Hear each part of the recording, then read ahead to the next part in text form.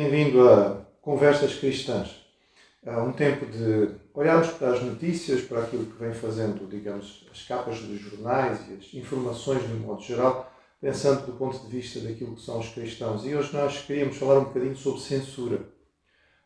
Eu acredito que você, como eu, ficou surpreendido ao ver recentemente capa de jornal, informação de primeira linha, a respeito daquilo que tem sido feito no mundo inteiro e também chegou a Portugal sobre a destruição de algumas estátuas, alguns monumentos públicos que, teoricamente, segundo algumas pessoas, estão relacionados ao racismo, à discriminação. Em Portugal foi vandalizada a estátua do Padre António Vieira.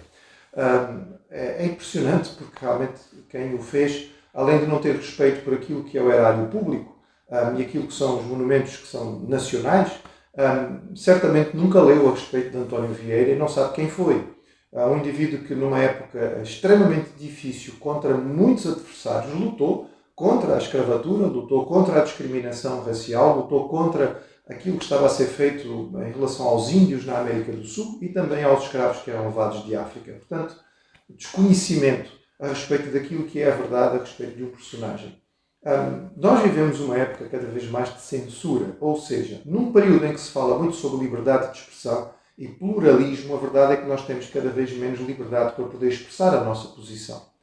Foi notícia, por exemplo, há não muito tempo, a professora Kathleen Lowry, professora associada de Antropologia da Universidade de Alberta, no Canadá, ela teve que deixar a sua posição, teve que se demitir, porque houve alunos que reclamaram a respeito da sua posição no que dizia respeito à linguagem sobre o género. Não se sentiam seguros, porque ela defendia, ou ela achava que era importante dizer que o sexo biológico era uma coisa que tinha valor e tinha importância. Era algo significativo. A mesma, ou algo parecido, aconteceu no que diz respeito a J.K. Rowling, a escritora da famosa obra Harry Potter, que teve sucesso internacional. Ela também, de uma forma muito clara, defendeu, em alguns posts das mídias sociais, aquilo que era a sua posição sobre a importância do sexo biológico. E aqui temos que entender feminismo. Ou seja, as feministas estão dizendo que é importante que se compreenda aquilo que é a posição da mulher, porque elas durante décadas lutaram para que as mulheres pudessem ser reconhecidas e tivessem a sua posição aceita. E agora, por causa da força deste movimento contra qualquer tipo de definição de género, todo o esforço que foi feito pelas feministas está sendo colocado de lado. É interessante porque o lobby daqueles que aproveitaram dentro da questão da homossexualidade o caminho trilhado pelas feministas para poderem chegar onde chegaram, agora estão-se levantando contra aquelas que de certo modo abriram o caminho. Este lobby inicialmente é lésbicas e gays, LG. Depois teve que se acrescentar porque os bissexuais também deviam ser respeitados. Depois os transexuais, então passou a ser LGBT. Mas depois acrescentaram-se outros e hoje em dia a sigla é LGBTQI+, porque são tantas coisas diferentes e que todas elas devem ser aceitas e todas estas questões têm que ser reconhecidas dentro desta filosofia que nós vivemos hoje em dia de pluralismo. Em relação a estas coisas, como cristãos, nós precisamos dizer o seguinte de forma muito clara. Primeiro, importantíssimo, nós respeitamos a liberdade de escolha de cada um. Porque, biblicamente falando, nós cremos que Deus fez o homem com liberdade de escolha. E se Deus deu ao homem a liberdade para escolher, quem somos nós para dizer que as pessoas não podem escolher? Portanto, nós defendemos a liberdade. Eles têm o direito de optar pela posição que estão a tomar. Segundo, também muito importante, nós não somos obrigados a considerar que foi correta a opção que fizeram. Reconhecer que eles são livres para escolher aquilo que escolheram não significa que nós temos que considerar obrigatoriamente que aquilo que eles escolheram para nós é correto. Também temos a liberdade de dizer, vocês são livres para escolher, nós somos livres para não considerar que a vossa escolha foi boa ou foi correta. Terceiro, e também importante, independentemente de reconhecermos a liberdade de algum grupo de defender a sua posição e escolher a posição que quer defender, nós não podemos aceitar que uma minoria, e de facto é uma minoria muito pequena, imponha a sua posição à esmagadora maioria e diga é assim que as coisas têm que ser a partir de agora. O pluralismo, no fundo, acaba por ser bastante enganador, porque esta ideia de plural parece muito bonita, de cada um tem direito à sua própria posição e é tudo muito agradável. Mas isto leva à fragmentação da sociedade. Cada vez mais nós temos pequenos grupos e os grupos vão se quebrando entre si porque não conseguem se entender e surge mais um, e mais um, e mais um. E esta fragmentação leva à alienação. Às tantas, se nenhuma coisa é segura, se não há nenhuma verdade absoluta, se não há nada que está realmente definido, então nada é realmente muito importante. Será que vale a pena lutar se é simplesmente mais uma ideia de um pequeno grupo aqui e outro pequeno grupo ali? Nós não conseguimos viver assim.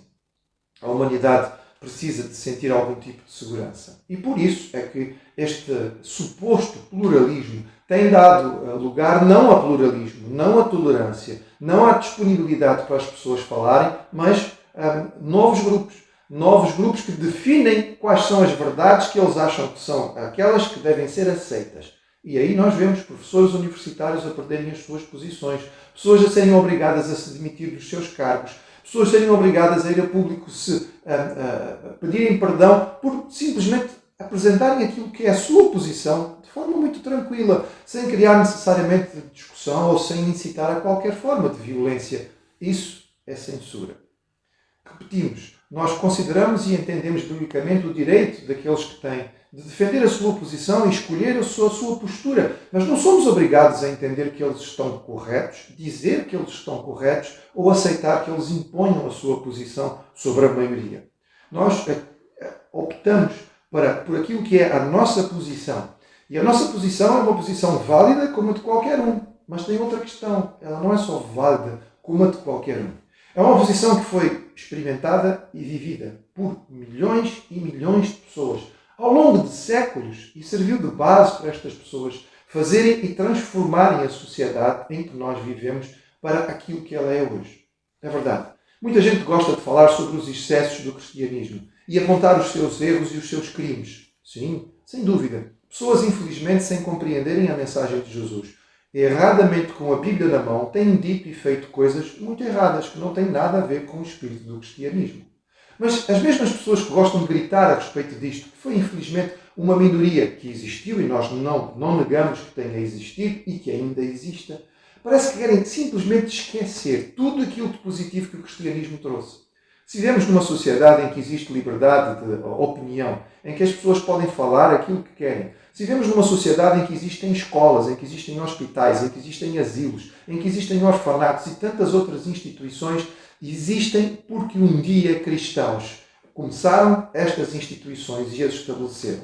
Se você for estudar aquilo que é a base de tudo aquilo que faz parte da nossa cultura, vai perceber que tem a ver com a mentalidade judaico-cristã. A própria liberdade que as pessoas têm hoje para querer censurar os cristãos e não permitir que o cristão diga aquilo que crê e que aquilo que ele diz crer seja considerado válido, a própria liberdade que as pessoas têm para fazer isto vem de uma base judaico-cristã. Experimente fazer isto dentro do mundo muçulmano. Experimente fazer isto dentro do mundo dominado pelo hinduísmo ou pelo budismo e vai descobrir que as coisas não são tão simples assim, porque não é isto que é permitido nestes outros grupos. O cristianismo verdadeiro defende o ensino do Senhor Jesus. Nós cremos num Deus Criador que fez os céus e a terra.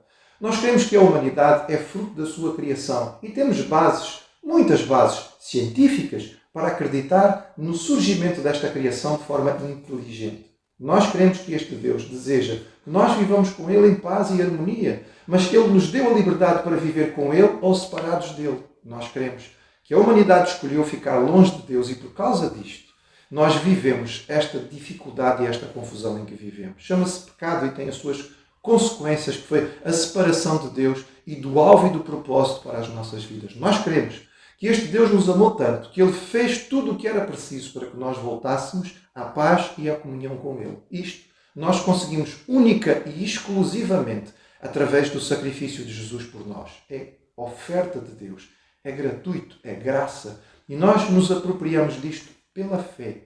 E aqueles que o têm feito têm sido as pessoas que têm mudado o mundo para melhor, lutando contra a discriminação, lutando contra o racismo, lutando contra o impedimento das pessoas de poderem viver as suas vidas. Estes têm feito a diferença, apresentando e continuando a apresentar aquilo que é o amor de Deus.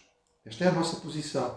Não podemos nos baixar diante daquilo que vai sendo a censura da cultura moderna. Vamos continuar a defender a nossa posição de forma clara, com a Bíblia na mão, sem qualquer tipo de violência, porque o nosso Deus é um Deus de amor. A sua oferta é uma oferta de salvação. Sobre ela, aquela que nós experimentamos, aquela que nós vivemos, aquela que nós sabemos ser a verdade, nós não podemos deixar de falar.